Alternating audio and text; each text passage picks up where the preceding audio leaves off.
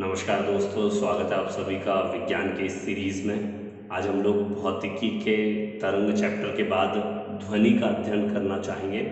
तो सभी लोग बहुत ध्यान से देखें, क्योंकि अब आगामी कुछ दिनों की क्लासेस आपके लिए बहुत मायने रखती हैं। सारे कॉम्पिटिटिव एग्जाम्स, खासतौर पे सेंट्रल के प्लस हमारे व्यापम के सभी एग्जाम्स में आजकल विज्ञान की वरीयता में थोड़ी सी वृद्धि हुई है, और इसीलिए थोड़े से डीप क्वेश्चंस आपको यहाँ पर देखने को मिलेंगे। तो चलिए शुरुआत करते हैं हम ध्वनि से।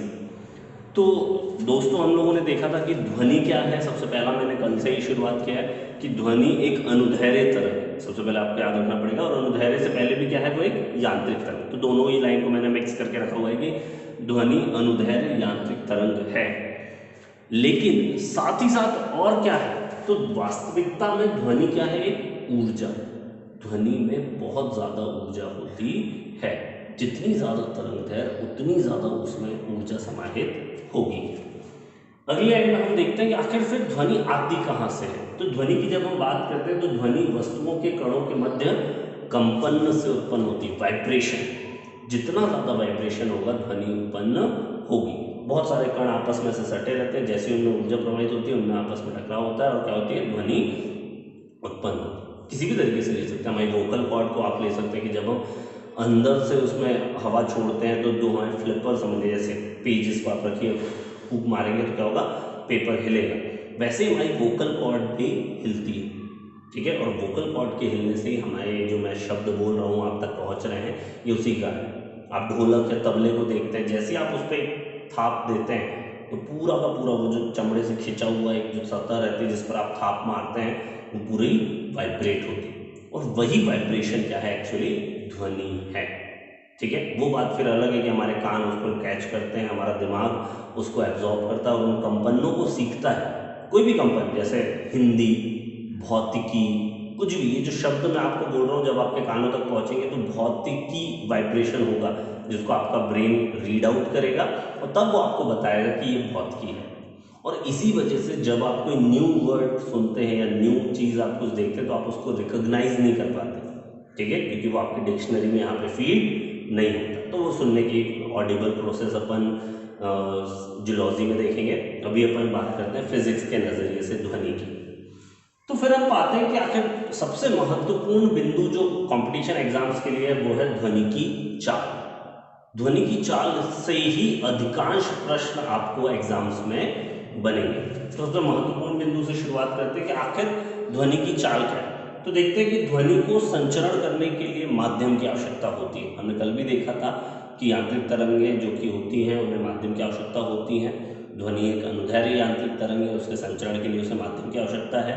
मतलब ठोस, द्रव या गैस में ही गमन सकती है, वह निर्वात में संचरण नहीं कर सकती। इसलिए यहाँ पे मैंने एक उदाहरण मिस कर दिया, तो आप प्लीज उसको राइट डाउन कर ले। यही कारण है कि चंद्रमा पर हमें ध्वनि सुनाई नहीं देती, क्योंकि वहां पर कोई माध्यम उपस्थित नहीं है, ठीक है दोस्तों। चलिए, तो अब हम देखते हैं कि जब ध्वनि ठोस, द्रव और गैस तीनों में पाई जाती है तो फिर सबसे ज्यादा किसमें होगी। जितना ज्यादा माध्यम सघन होगा उतना ज्यादा ध्वनि का वेग क्या होगा, ज्यादा होगा। जैसा आप देखते हैं कि ठोस, द्रव और गैस में, तो मैंने एरो करके दिखाया हुआ है कि ठोस में ध्वनि की चाल सर्वाधिक और गैसों में ध्वनि की चाल सबसे कम होती है। आप जैसे देखेंगे लोहे में लगभग 5000 मीटर पर सेकंड की स्पीड से होती है। पानी की बात करें तो लगभग 1500 मीटर पर सेकंड के आसपास होती है। वायु को हमने यहाँ पे मेंशन किया क्योंकि वायु का पेपर में आता भी है। तो ध्वनि में वायु में ध्वनि की चाल कितनी है, 332 मीटर प्रति सेकेंड है। प्लीज ये राइट डाउन करें, बहुत ज्यादा इंपॉर्टेंट फैक्ट है आपके लिए, ठीक है। अब हम बात करते हैं कि आखिर ध्वनि की चाल को प्रभावित किन किन चीजों से किया जाता है, किन क्या ऐसी बातें होती है जिनसे ध्वनि की चाल प्रभावित होती है। अब आपके लिए कॉम्पिटिशन एग्जाम्स की, यहाँ तक तो आपसे लगभग सरल बातें थी, अब आपको थोड़ा सा यहाँ पे डीप जाना होगा।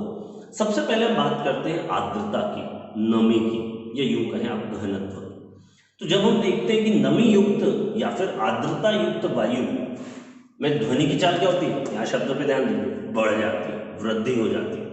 तो जब भी नमी होगी, वायु में नमी बढ़ेगी, आर्द्रता बढ़ेगी, तो ध्वनि की चाल क्या हो जाएगी, बढ़ जाएगी। आप देखेंगे, पाएंगे कि बरसात के मौसम में यदि सीटी अगर बजाती है पुलिस या कोई भी, तो वो दूर तक हमें सुनाई देती है, कंपैरेटिवली कंपैरिजन करके। दूसरा हम देखते हैं ताप। तो आर्द्रता के साथ तापमान एक बहुत आवश्यक वो है। तो जब हम ताप को देखते हैं तो ताप में हम पाते हैं कि ताप बढ़ाने पर ध्वनि की चाल अगेन बढ़ गई।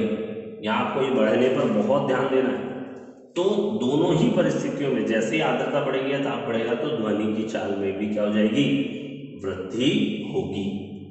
नेक्स्ट, आवृत्ति एक बहुत ही महत्वपूर्ण टॉपिक है, क्योंकि बहुत लोग कंफ्यूजन होते हैं। तो बिल्कुल कंफ्यूज होने की जरूरत नहीं बच्चों। जैसे ही ध्वनि की चाल पर आवृत्ति का कोई भी प्रभाव नहीं पड़ता है। आप खुद सोच के देखिए ना, इसी कारण जब हम यहाँ पे उदाहरण बहुत अच्छा दिया हुआ है ऑर्केस्ट्रा, या हम कोई सॉन्ग गाना सुनते रहते हैं तो हम हर एक किसी चीज़ को डिस्टिंग्विश कर पाते हैं, क्योंकि उनकी चाल पर कोई प्रभाव नहीं पड़ता। वो सारा गाना बजता रहता है, सारे इंस्ट्रूमेंट अलग अलग आवृत्ति के, लेकिन चाल सबकी एक जैसी होती है यहाँ पर। ठीक है, इसी वजह से हमें बहुत ही आसानी से हम पूरा ऑर्केस्ट्रा का लुत्फ उठा सकते हैं। आवृत्ति के बाद हम बात करते हैं दाब की। दाब को भी मैंने एकदम ऊपर रखा हुआ है, क्योंकि उसका भी कोई ज़्यादा प्रभाव पड़ता नहीं। दाब भी ध्वनि की चाल को प्रभावित नहीं करते। तो ये आपको डायरेक्ट आएंगे या फिर फैक्ट के तौर पे आते हैं कि निम्न में से कथन सत्य सत्य छाटिए, या फिर निम्न में से ध्वनि की चाल को क्या क्या प्रभावित करता है, क्या क्या प्रभावित नहीं करता है। तो प्लीज़, बहुत ही आसान प्रश्न है, गलत नहीं करना है, हमको उसको सही करना है। तो हम देखते हैं अगला, तरंग धैर्य।